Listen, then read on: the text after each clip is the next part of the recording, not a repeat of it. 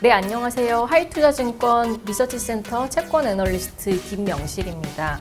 오늘은 2024년도 채권시장 하반기 전망에 대해서 말씀을 드리겠습니다.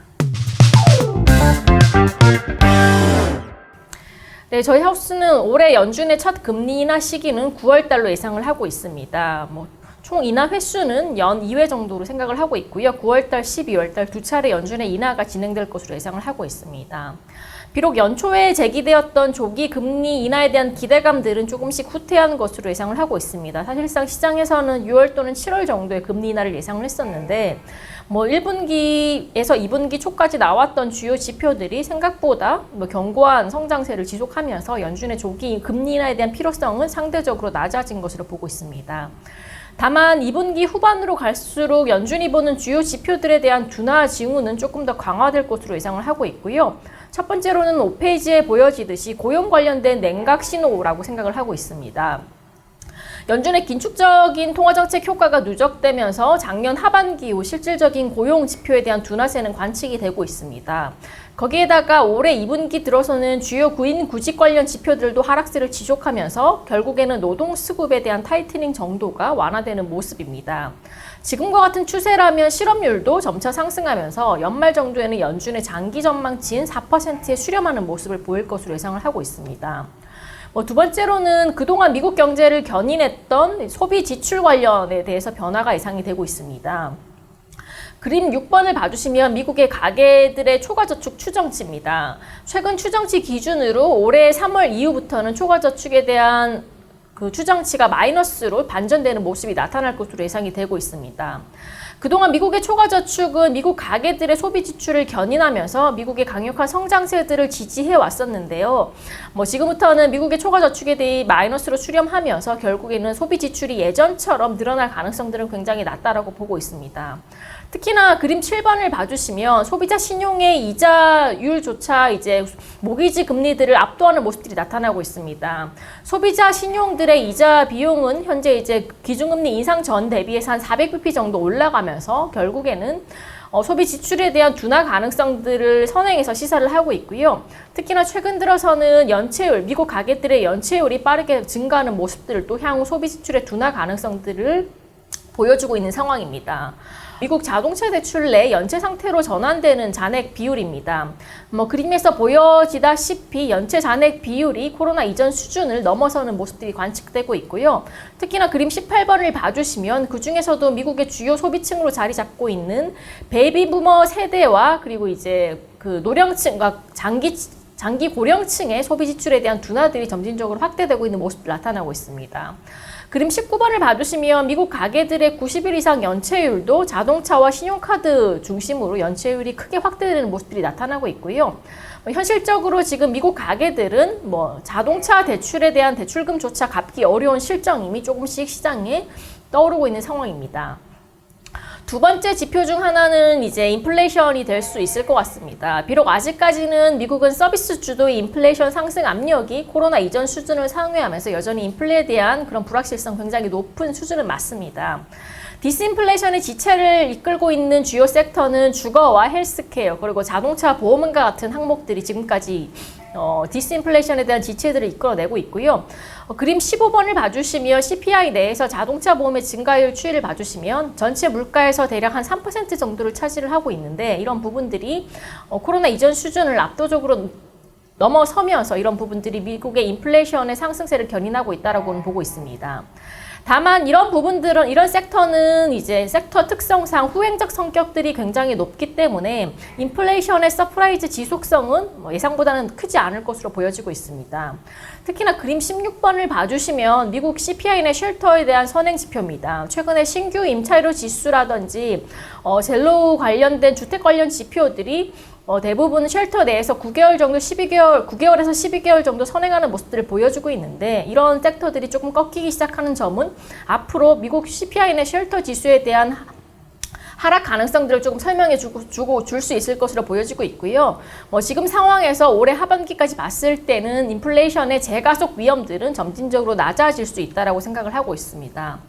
뭐 이런 부분들을 조금 종합해서 봤을 때 결국에 미국의 고용 관련 지표 그리고 미국의 물가 관련 지표들이 상반기보다는 하반기에 하방 압력들이 점진적으로 높아진다는 걸 고려했을 때 결국 연준은 금리 인하에 대한 필요성을 증가할 수밖에 없다라고 보고 있고요. 하반기 이 두 가지 전제들이 바뀌지 않는 한 연 2회 9월달, 12월달 연준의 금리 인하를 예상을 하고 있습니다. 네, 뭐 다행스럽게도 지금 5월달 이후에 미국 주요 보고 있는 10년물 국채 금리가 조금씩 반락하는 모습들이 관측이 되고 있습니다. 앞서 말씀드렸다시피 연준의 금리 인하에 대한 기대감이 다시 한 번 더 재확대되고 있는 분위기고요. 그리고 주요 지표들이죠. 고용과 물가에 대한 그런 지표들이 예상보다 시장 예상치를 하회하기 시작하면서 이런 부분들이 미국 국채 금리 하락을 주도하고 있습니다. 그리고 무엇보다 가장 결정적인 원인으로 작용할 수 있는 건 올해 6월부터 시작되는 연준의 QT 감속이라고 생각을 하고 있습니다. 그림에서도 보여지다시피 올해 연준은 6월 달부터 QT 감속 정책을 실시를 합니다. 그림 3번을 봐주시면 결국에 시장에서 관심사는 QT가 과연 언제 종료가 될 것인지가 조금 중요한 포인트일 것 같은데 과거 대비 시중의 유동성에 대한 기대치가 높아졌다는 걸 고려할 때 빠르면 올해 연말 그리고 늦어도 내년 1분기 정도에는 QT 종료까지도 기대가 되고 있는 상황입니다. 그러면 수급적인 측면에서 결국에는 연준의 QT가 제거될 경우 이런 부분들은 수급적 측면에서 미국 국채금리 우호적으로 작용하면서 이런 부분들은 점진적으로 미국 국채금리의 하락을 이끌어낼 것으로 보여지고 있고요. 두 번째로 올해 5월부터 7월까지 실시될 미국 재무부의 바이백 역시나 국채시장에 우호적으로 작용할 전망입니다. 비록 이제 5월 달부터 7월 달까지 시행되는 바이백 규모 자체는 한 140억 달러 정도로 크지는 않지만 재무부의 국채시장에 대한 안정에 대한 의지가 확인되면서 이런 부분들은 국채금리에 대한 리스크들을 어느 정도 완화시킬 것으로 예상을 하고 있습니다. 그리고 세 번째로는 조금씩 돌아오고 있는 미국 국채에 대한 수요처들이라고 생각을 하고 있습니다. 그림 9번을 봐주시면 미국 은행들의 예금 잔고와 국채 보유액 차트인데요. 작년 하반기 이후부터 미국 은행들의 예금 유입이 소폭적으로 증가하기 시작하면서 미국 은행들의 국채 보유율 역시 다시 조금씩 늘어나고 있는 상황입니다. 거기다 그림 11번을 봐주시면 미국 개인과 그리고 미국 뮤추얼펀드 자금들도 이전과 다르게 미국 국채에 대한 포지션들을 조금씩 확대시키고 있는 상황이고요.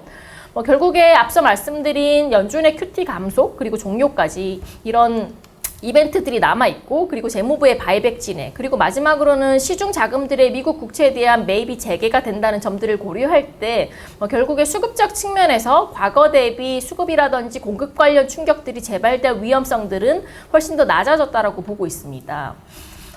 결국에 미국 국채금리의 변곡점 자체는 만들어졌다라고 생각을 하고 있습니다만 미국 국채금리가 이제 의미 있는 방향성을 갖고 추가적으로 하락하기 위해서 저희들이 몇 가지 확인해야 될 사항들이 있습니다. 첫 번째로는 발행에 대한 리스크라고 생각을 하고 있습니다. 그림 6번을 봐주시면 올해 3분기 미국 국채에 대한 분기별 시장 차입 계획이 대략 한 8,470억 달러로 결정이 됐습니다.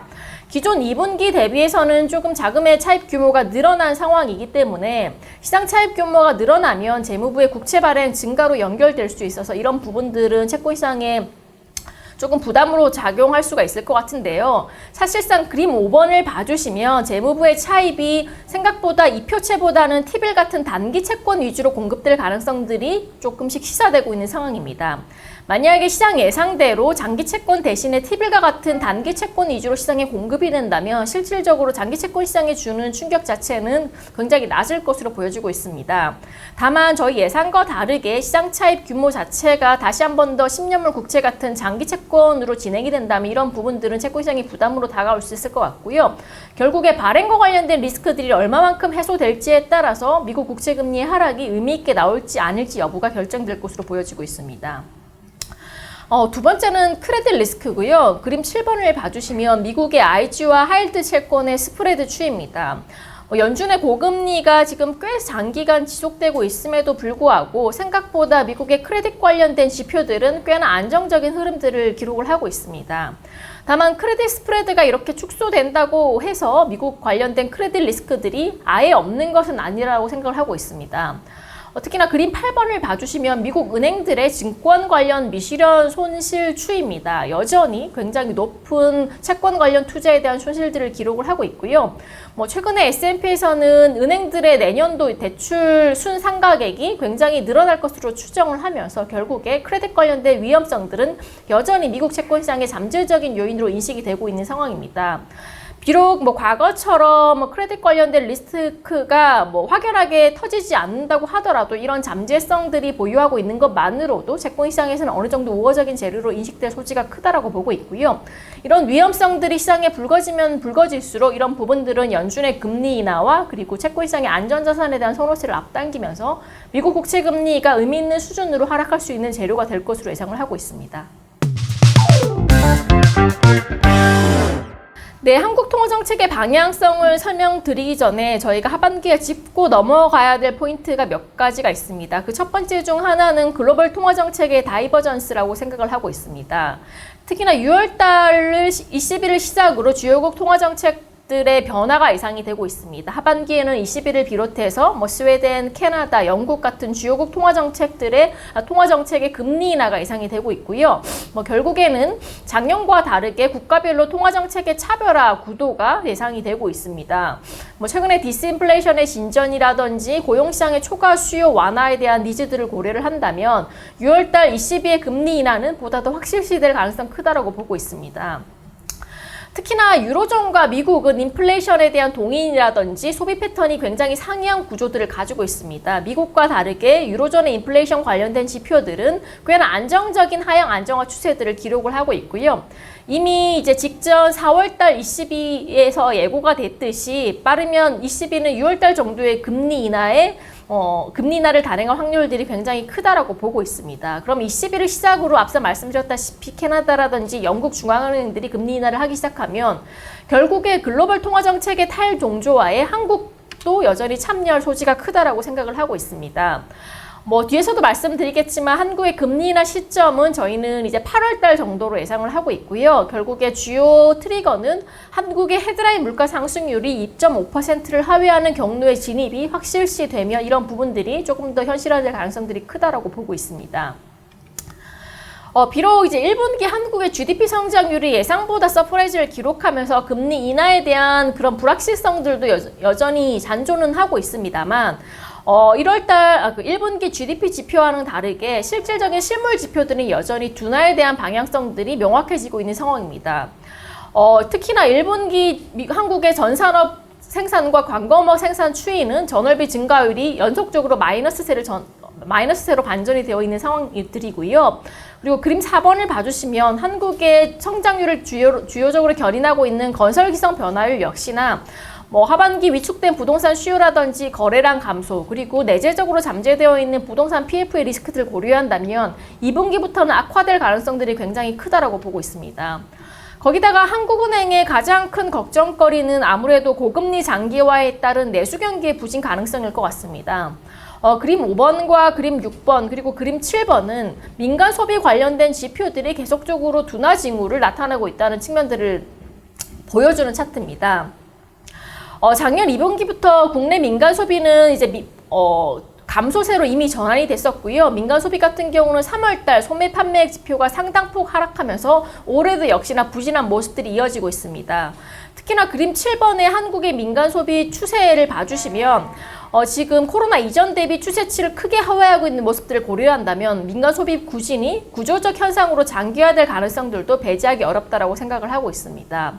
거기다가 최근 이제 집계되고 있는 소비자 동향 조사 역시나 주요 소비 지출 중 하나인 내구재라든지 외식이라든지 여행 같은 주요 지출의 그런 항목들도 기준치를 하회하고 있는 모습들이 나타나면서 결국에 소비 심리 개선이 하반기에도 굉장히 어려워질 가능성들이 크다라고 생각을 하고 있습니다. 그리고 두 번째로는 국내 민간 소비의 주요 인디케이터로 작용하고 있는 부동산 지표의 부진 가능성일 것 같습니다. 그림 11번 보시면 아시겠지만 서울 아파트의 주택 매매 가격 지수와 기준금리 추이는 거의 마이너스 상관성이 굉장히 매우 모습들이 관측되고 있는데요. 여기서 조금 저희가 알아볼 수 있는 점은 금리 인하 사이클 직후에도 부동산 경기의 반등이 직결되는 것은 아니다라는 점입니다. 저금리 정책은 시차를 두고 부동산 가격의 반등을 점진적으로 유도하고 있기 때문에 지금 고금리 상황이 굉장히 길고 내년 하반기에 올해 하반기에 금리 인하가 단행된다고 하더라도 부동산 경기의 실질적인 반등까지는 꽤나 오랜 시간이 소요될 수 있다는 점입니다. 따라서 인하 이후에도 부동산 가격의 회복은 예상보다 느리게 진행될 수 있다고 생각을 하고 있고요. 결국에 이런 점들은 가계들의 자산과 대출 구조에 굉장히 부정적인 영향을 주면서 향후에 국내 민간 소비 여력의 저하에 크게 기인할 것으로 생각을 하고 있습니다. 결국에 이런 변수들을 다 종합해서 봤을 때는 국내 통화 정책도 결국에는 8월 달부터는 금리 인하로 단행할 것으로 예상을 하고 있고요. 직전에 발표됐던 5월달 금통위 역시 하반기 금리 인하 가능성들을 조금 더 명확히 해주고 있는 상황이라고 보시면 되실 것 같습니다.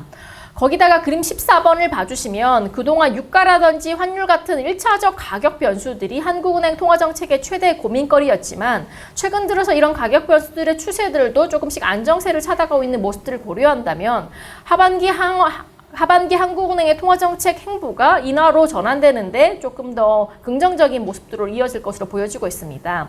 따라서 하반기 국내 통화정책의 예상 경로는 8월에 1회 그리고 10월 달에서 12월 달 정도 4분기 1회 정도 총 2회 정도의 금리 인하를 예상을 하고 있습니다. 이런 부분들을 고려할 때 그러면 과연 하반기의 국채금리의 행보는 어떻게 될 것인지를 조금 고민을 해봤습니다.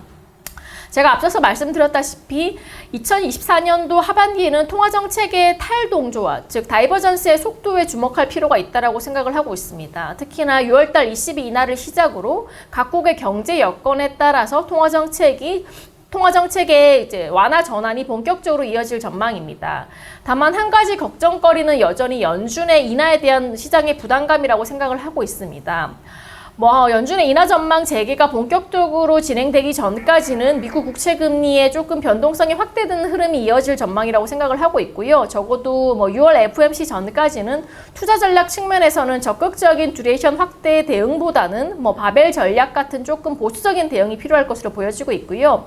이후에 이제 연준의 인하 전망이 다시 재개가 되고 통화정책의 탈동저화 흐름이 강화된다면 채권금리의 하락 압력들은 보다 더 강해질 것으로 예상을 하고 있습니다. 투자 전략 측면에서도 이후부터는 듀레이션 확대 전략을 추천을 드립니다. 네, 이상으로 2024년도 하반기 채권시장 전망에 대해서 말씀드렸습니다. 감사합니다.